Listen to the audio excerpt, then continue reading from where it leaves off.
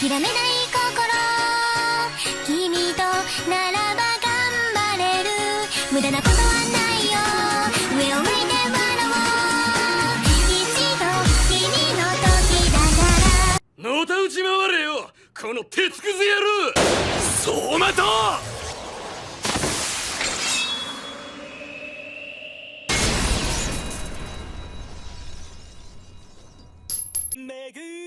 In a world plagued by magical dangers and threats, there exist special warriors known as Inquisitors, who are tasked with non-violently preventing these threats and nefarious actions. The Anti-Magic Academy is a specialized school built to educate and train these Inquisitors, which splits its students into small squads in order to train them to work together. Among these talented squads is the 35th Test Platoon, also known as a Small Fry Platoon, due to its low ranking and incompetent members. However, everything changes when Oka Otori, a powerful yet rebellious former Inquisitor, is forced into joining due to her tendency to break rules and committing a serious violation, the killing of a witch. Tempers flare upon her arrival as she clashes with her clumsy captain Takeru Kusanagi and argues with the rest of the squad over her views on witches. 花になりたいのですどんな時もずっと Number 9.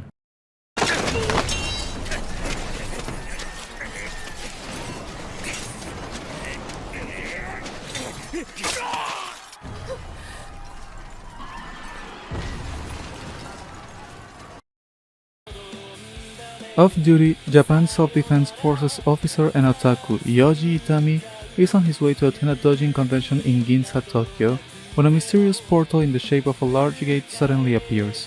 From this gate, supernatural creatures and warriors clad in medieval armor emerge, charging through the city, killing and destroying everything in their path.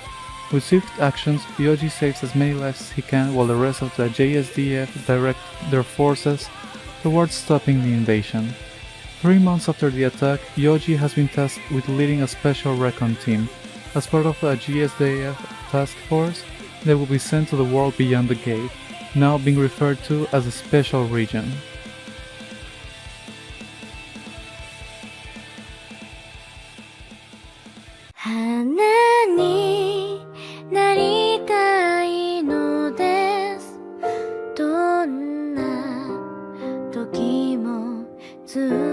Number 8.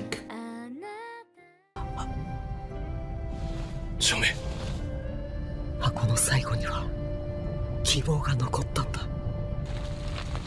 最後まで私は一人か。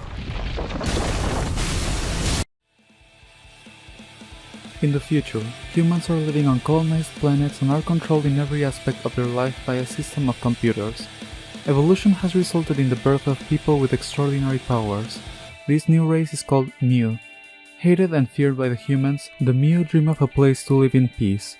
Earth, a mystical faraway planet, for humanity had to leave their home long ago as pollution and destruction increased and made it impossible to stay there any longer. Jomi is a boy excitedly awaiting his birthday, the day he will enter the world of adults. Yet, he knows nothing about the unknown powers sleeping in him and the shared dream of returning to Earth one day.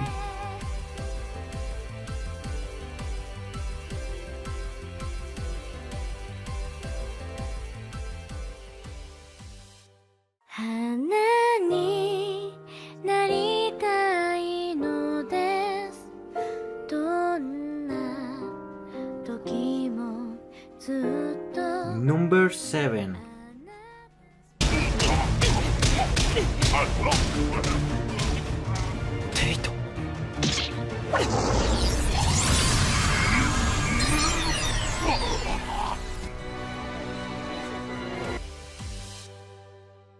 Barrensburg Empire's military academy is known for training elites who bring victory to the empire. Students of the academy freely utilize an ability called Siphon to fight, while the types of Siphon usable depends on the nature of the soldier. Taito Klein, a student at the academy, is one of the most promising soldiers produced. Although ridiculed by everyone for being a slave with no memories of his past, he is befriended by a fellow student called Mikage. While preparing for the final exam, Taito uncovers a dark secret related to his past. When an attempt to assassinate Ayanami, a high-ranking official who killed his father, fails, Taito is locked away awaiting punishment. Only wanting the best for Taito, Mikage helps him escape. Taito ends up at the 7th District Church where he is taken by the pie shops. It is here that Taito attempts to evade the grasp of Ayanami and the military. 花になりたいのですどんな時もずっと Number 6.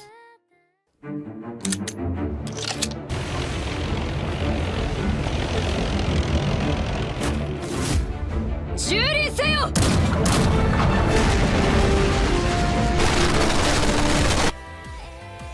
In the distant future, the nature of war has changed. Objects, massive spherical tanks impermeable to standard weaponry and armed with destructive firepower, rule the battlefield.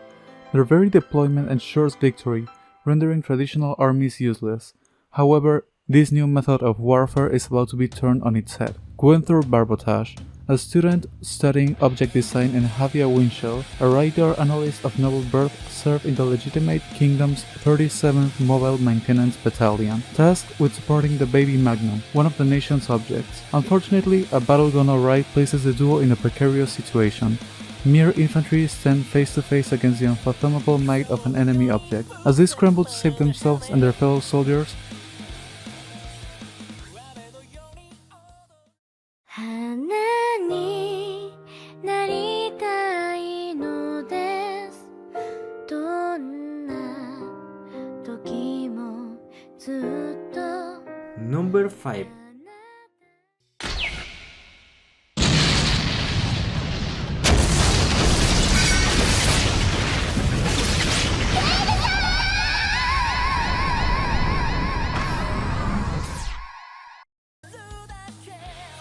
Aiso Ariota was in the 3rd grade of the preparatory course of Central Military Academy.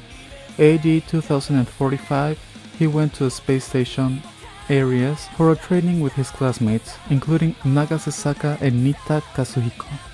However, the station was attacked by a terrorist group, Halarax. Now, they must find a way back to Earth.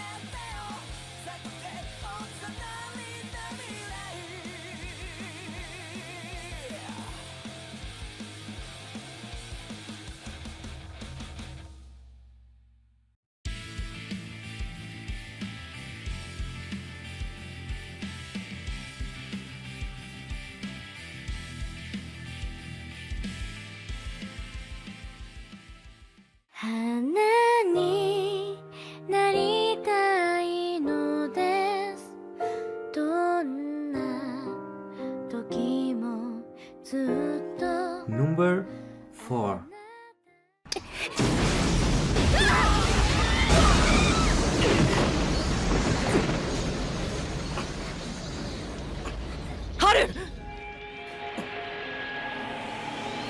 なんだ Sentan Island is a small island surrounded by the Yuden Sea. It exists in a state of dreamlike tranquility cut off from the war between the North government and the Southern continent free zone. Our hero, Akiyuki Takehara, lives on Sentai Island along with his mother Fusa. He is currently separated from his father, the town doctor Ryuso, but the bond between father and son remains. One day after taking Ryuso to the lunch that Fusa has made for him as usual, Akiyuki arrives at school where he is caught up in an explosion along with his friends, Haru and Furuichi. The explosion produces a mysterious light which enters Akiyuki's arm, causing him excruciating pain. He is given no time to understand it. However, as a white-haired girl who rode on the bus with him guides him to a power unlike anything he's ever known.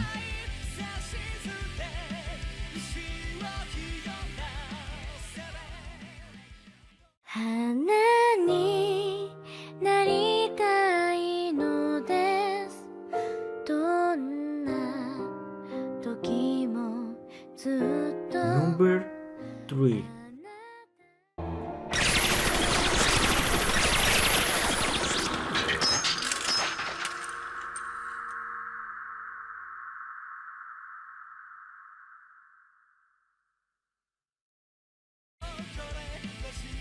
In the year 2199, Earth faces its greatest crisis. Due to unrelenting bombings by the alien race known as Gamillas, the planet can no longer sustain its inhabitants.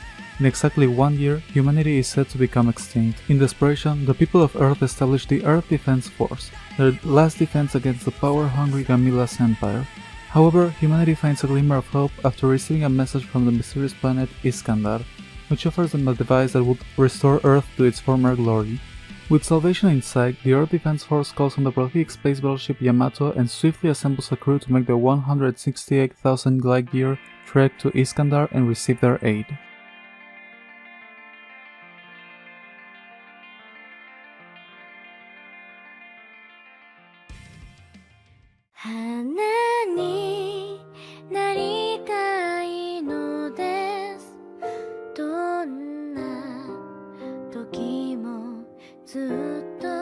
Number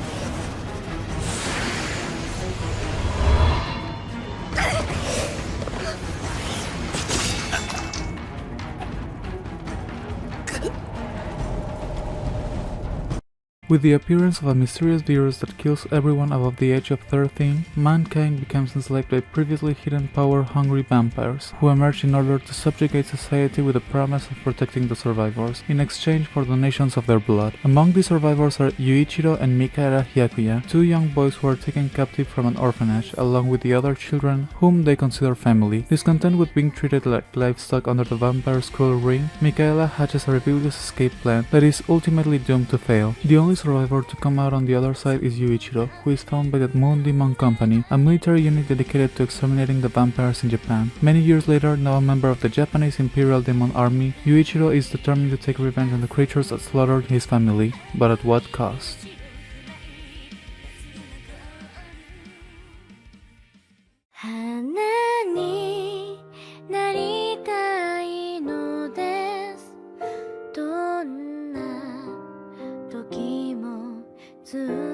Number 1.